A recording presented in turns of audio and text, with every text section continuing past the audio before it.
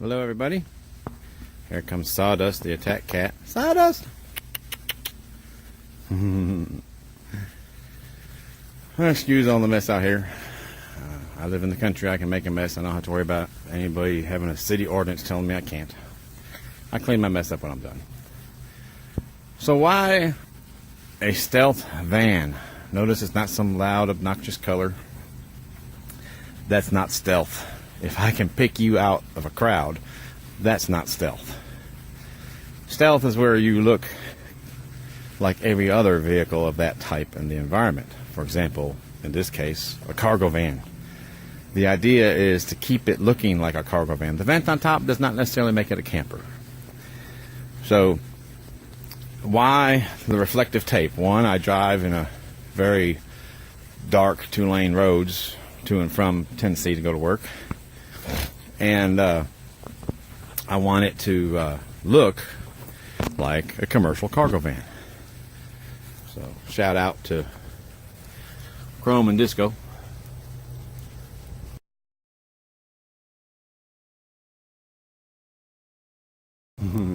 If you haven't following Vancity Vanlife, you should. He's got some really good content. A lot of positive energy coming out of Chrome too. So. But the reason for a stealth van, I don't park it where it doesn't belong.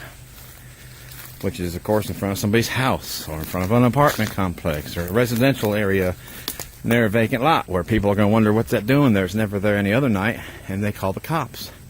But you know where you can park this and not be bothered? In an industrial park. So that's what I do. The whole idea is that I fit in my environment.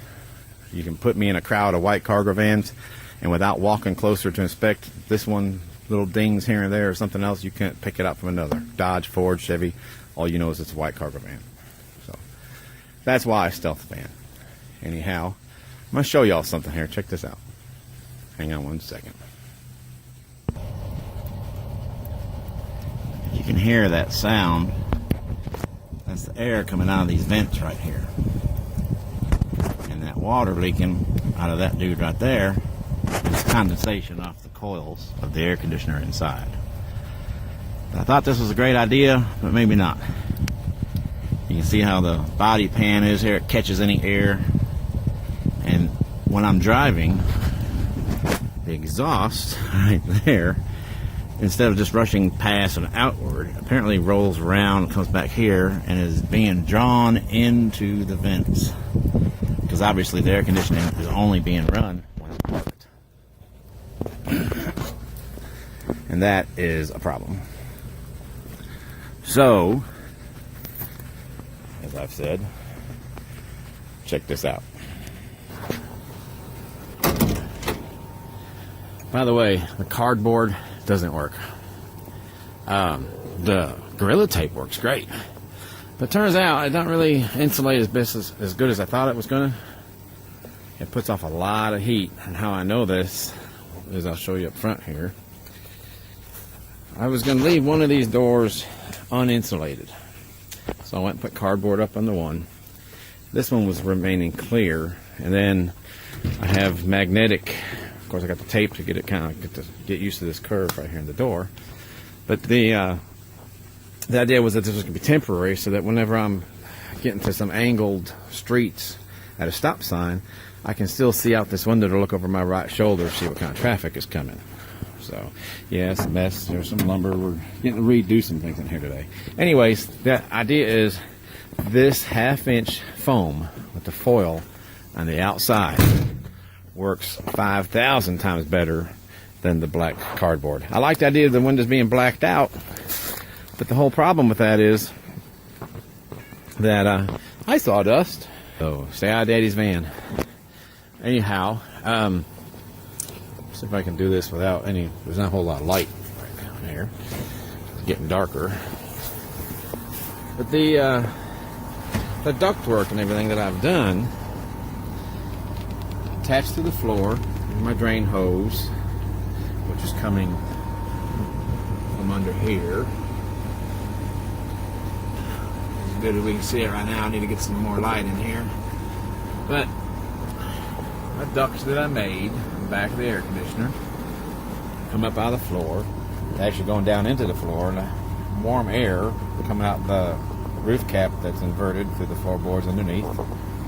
The problem is that when it's not pushing air out and I'm driving, the way the body is made under there, it kind of scoops up any air coming from underneath the van, and it's pushing it out through these side grills, bringing it right up through these two duct hoses.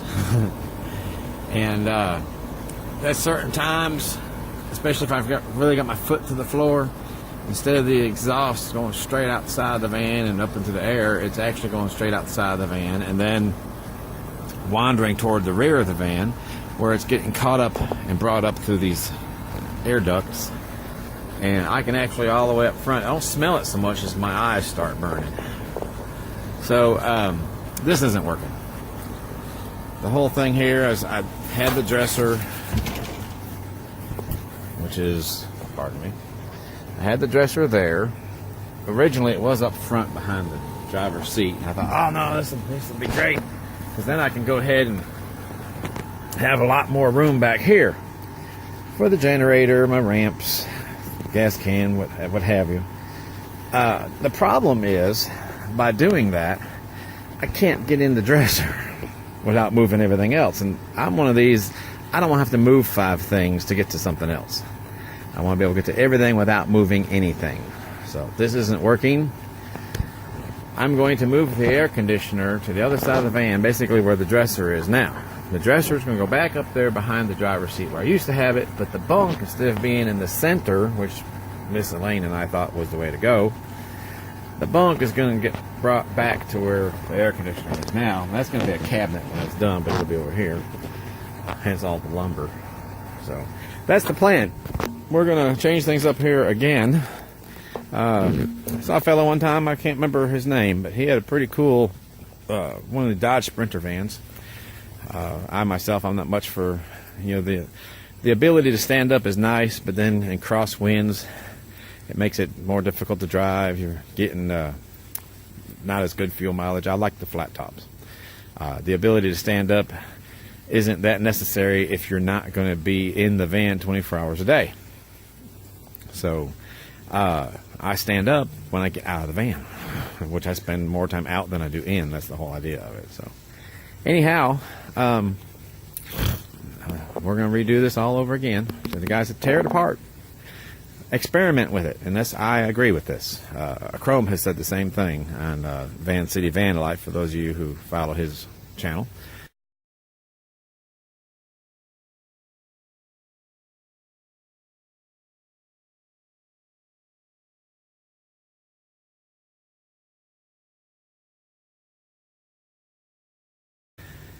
Experiment. Don't just get out here and build it and then find out, oh, this doesn't work, that doesn't work, and then you're stuck with it.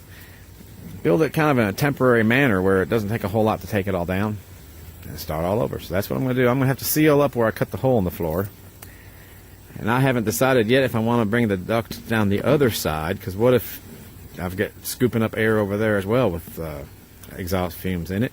So I guess what I'll probably have to do is come up the center out of the roof. And we'll have to see how that works. But anyhow, I hate the idea of cutting a hole in the roof. It took me forever to get to the point where I was willing to cut the hole for the roof vent. But the idea being that water doesn't go up, it goes down. So if you have a hole under the van, you're not going to have to worry about water near as much as if you have a hole on top of the van. So, but anyhow, I'm going to make some changes here. Y'all have a good night. Talk to you in a while. Bye.